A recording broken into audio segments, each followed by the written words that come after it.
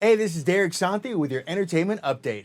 Jumping in, let's talk Raya and the Last Dragon, which is coming to theaters and Disney Plus at the same time.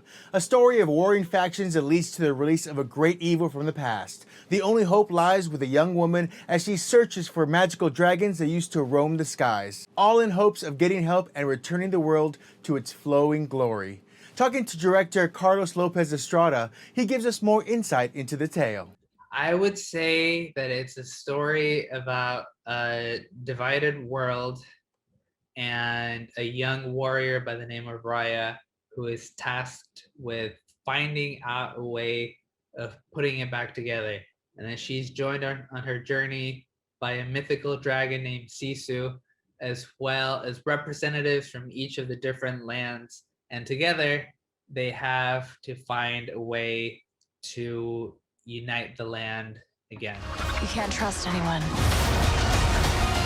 Maybe it's broken because you don't trust anyone. You just have to take the first step.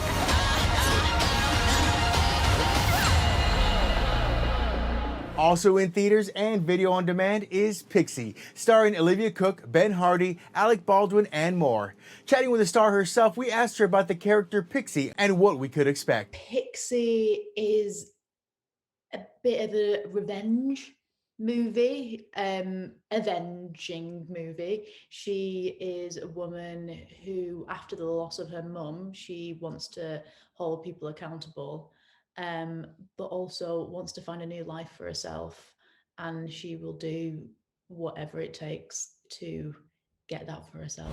These guns aren't going to shoot themselves. Sorry, you can't go in there. Why not? Well, if you listen closely, there's a shootout going on. Moving over to Hulu streaming, we take another look at one of this year's top awards contenders, Nomadland. Talking to the writer of the book and one of the real-life nomads turned actors, we find out more on this story. I told people who wanted to know what I was working on that I was looking at a subculture of people who, for lots of different reasons, had ended up out of traditional sticks and bricks housing and out on the road.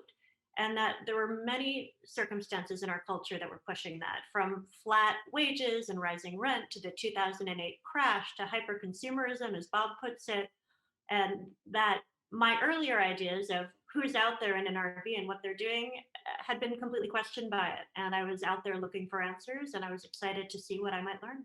Last but not least is the return of the King of Zamunda. Coming to America returns with Coming to America. The first film releasing in 1988, now the prince becomes a king and looks for a long-lost male heir. The return still has lots of characters, mostly Eddie Murphy and Arsenio Hall, funny lines, and awkward misunderstandings. So if you have Amazon Prime, it's not a bad watch for nostalgia's sake, but I was a little saddened by the loss of the edge that the first film had. I'm a king, put your hands together. I like that. Say it again.